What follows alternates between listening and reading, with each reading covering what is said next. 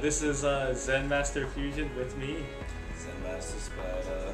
doing our first YouTube movie review, I guess. Or as we like to call it, too lazy to write it review. Zen Master's too lazy to write it review. So today, I guess, is going to be Tron Legacy. Yes, Tron Legacy will be the review for today. Yes, we'll be reviewing a Tron Legacy, the movie. And also, I'd like to specify that not only will we be reviewing Tron Legacy, the movie, but also Tron Legacy, the IMAX 3D experience that we had anyway. The horrible, well, I think it's horrible IMAX experience. Well, I thought, it wasn't as good, but it had redeeming qualities. But we'll get into that, I suppose. Alright, so I guess we'll start off with the movie. Alright, yeah, the movie. The movie, which is, I don't know if you should spoil anything, or if we should actually, work around it. Well, I'd say it's fairly fresh, so we could probably work around spoiling things, and then maybe when we come back next year with the show, when other people have seen it, we can kind of rip it to shreds. Oh, I guess.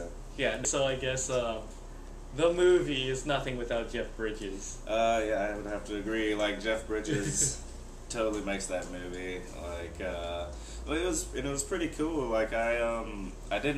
I knew it was gonna look really good, and it looked amazing. It was the prettiest movie I've ever seen. That's the only way I can really describe the visuals of the movie. It was extremely beautiful, and but the story-wise, I thought the story probably wasn't gonna be there, but it was a good story.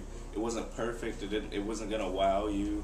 It wasn't gonna bring you to tears with how awesome the acting was. But come on, at the end, I was no. Yeah, it did move me, make me want to start a revolution up in there. But no, I mean honestly, it was good. It was good enough to stand on its own. And that's all we can ask with anything that's a potential franchise. Yeah, to stand on its own, and it's it's not a reboot. It's not quite a sequel. It's in the middle.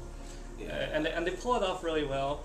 For a newer audience that wasn't seeing the original movie in 1982, this one really works as a new, faster-paced reboot sequel to the Tron franchise. I would have to agree, because definitely, I watched the old one recently for the first time, and it's a boring movie. I actually, I fell in love with the lore even of the series, and I really like the mythos behind it. I like the idea of it. I really fell in love with that immediately. But as far as the story, it's decent. It's cool. It's just very slow paced. It's a sign of the times. Well, it's like comparing Star Trek original motion picture to the newest J.J. Abrams almost. True.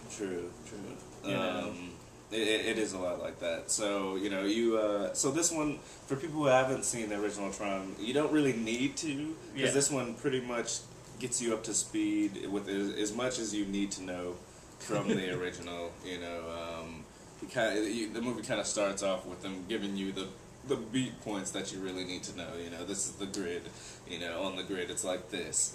And, programs, circuits are like freeways, and blah, blah, blah, and hoo, and it's like, this is Tron, and, speaking of which, Tron was in the movie for, all of 2 seconds. Well, that depends, yeah, you could say Tron as a person was, but Tron as an entity was in there a lot more. I guess. Oh, well, yeah, I guess. Well, he's Clue's right-hand man, so he's in there a little bit. That was definitely a spoiler, though. I don't know if that's really a spoiler, if that's just he is a supporting character in this movie. I don't know. Maybe it is. True. But, yeah.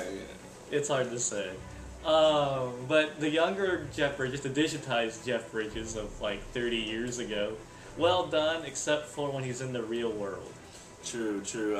I think me and Fusion discussed it earlier. We were able to forgive the fact that he looked a little fake in the fake world because it's Tron. It's supposed to be digitized. You're a little forgiving towards it But when we see him in real world, we're okay, you got to be a little bit more careful than that, because you are supposed to be Flynn in the real world, whereas in the fake world, you know, it's supposed to. We know it's Clue. Yeah. So you know, we're fine with that. We're fine with him looking 3D. But they hit it really well. But for the few shots that were in there, it's kind of like it could have been a little better maybe. True. As far as the effects go, they were beautiful. They were breathtaking. You know, there's oh man, I was waiting for it. I was like, okay, well, the visuals haven't ripped my heart out exactly yet. They've been pretty awesome. They haven't ripped my heart out yet. And then they had this awesome like ship battle that is just did it. It just took my heart out. I was like, man, I really need that to breathe and live and stuff. But it just did with it what it would. No, it was really amazing. Like, if only for that scene, you should watch the movie. But you'll enjoy it more than that. Yeah, Jeff Bridges totally made that movie. Jeff Bridges playing, like, he's more dude from Big Lebowski in that movie than you could ever imagine. So if you like the dude from Big Lebowski, you'll like Tron Legacy, Jeff Bridges. A cyber dude, you know. And, you know, some of the concept for the visuals were really amazing. Like, they have the four, when he first arrives on the grid, Sam Flynn first arrives on the grid, and you have the four program women going up to dress him for the games. You know, that was conceptually some of the coolest looking things in there. You know, they all moved it as unison, you know. And they really showed you that as soon as you reach the grid, they're like, this place is really not like the real world. You know what I mean? This is a really different place. It's almost like someone I was talking to, they likened it to like Alice in Wonderland, going into Wonderland for the first time. You're like, what's going on here? Like, you're not exactly, things are not like they are in the real world, you know, and it's a very different place. Right. Even can be dangerous, even though wonderful though it may look, you know. Oh yes, those discs are quite dangerous. Yeah. The visuals are great, but they're not anything without, I think, the music of Daft Punk. Yeah. I mean, it's like great visuals met with like house electronica kind of music really adds to the movie. And it was perfect in their placement of the music too. You know, we were listening to some of the soundtrack before it even came out, and it sounded pretty cool. But when you see it match with the visuals, it made it that much cooler. You know, it really fits. I mean, if you think the trailer is cool already because they used the music in the trailer, if you think that's cool, you'll like it even more in the movie. True. Longer tracks, better visuals. Yeah. As far as, since we were talking about the music, I'm gonna dip over into the IMAX experience that we had, because that was some of the main reason as to why I enjoyed seeing it in IMAX was the sound. The sound was, I've never seen the movie in an IMAX theater before. So let alone 3D. Or a 3D movie before it, you know. Yeah, and so on the IMAX 3D movie, big whoop-de-doo.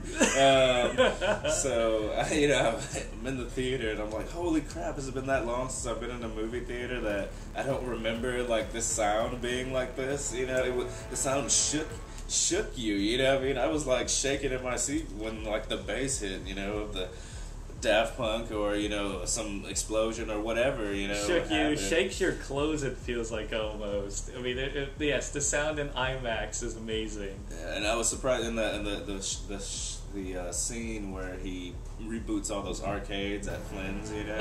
I was like, oh man, that's pretty loud. Like, it's like nobody gonna notice that. When the jukebox comes on. Yeah. My God, it's actually like living back. It takes you back to like the 80s of an arcade, of just how loud those standalone arcade games really are close together. It's really cool. True. Nice ambience and everything. Now, keep going along with the IMAX thing though. The sound, amazing. The overall, other than the sound though, I didn't feel that it was that much worth it to have seen it in IMAX, because let's be honest, I paid $17 to go see this movie and for awesome sound. Okay, well, let's put it this way. $17 for IMAX, about $10, $12 for Real D for 3D, and maybe like, I don't know what you probably paid, like $7, maybe $8 to see it in 2D. For Tron, if you want to see it in 3D, go see Real D. You know, spend $10, go see it in Real D, or $12, whatever it is, go see it, have your experience. If you just want to see it in 2D, which is perfectly fine, the movie still works in 2D form, I would think. Tron doesn't play anything towards the 3D. They don't like do any at your eye gags or anything like that, hardly if ever. So all it has is depth of field, and in Tron it's kind of hard because when you're in the Tron world, when it's primarily 3D, everything is like in a 4-wall space that there is no depth of field really. Right. Everything's. You kind of have it in the light cycle race and the plane thing, but other than that, it's all very close 4 walls, like Flynn's place and the ship and everything else. So it's kind of like, you know, there's not enough 3D there. True. I felt a little disappointed overall. That, like I said, this was my first 3D experience, and I was a lot more wowed by the 3D trailers that they showed. And their 3D aspects rather than the Tron movie itself. Not to say that the movie didn't look gorgeous, because it did. I was a little disappointed, and I felt like, well, maybe I should have even watched this movie in 2D. The IMAX screen, on the other hand, my god, multiplex IMAX sucks compared to real IMAX. A real IMAX screen is like 60 feet tall or 80 feet tall. This one's like your typical shoebox theater screen of maybe 40, 50 feet tall. And if I'm going to watch IMAX, I want to see the 60-foot screen. I know that like Tron and all these theatrical movies can't use the full 60 feet, only IMAX can because of the different file or film format. But still, it's a bigger screen regardless, and I thought that's what I was going to get. So to end this, I give this movie an 8 out of 10.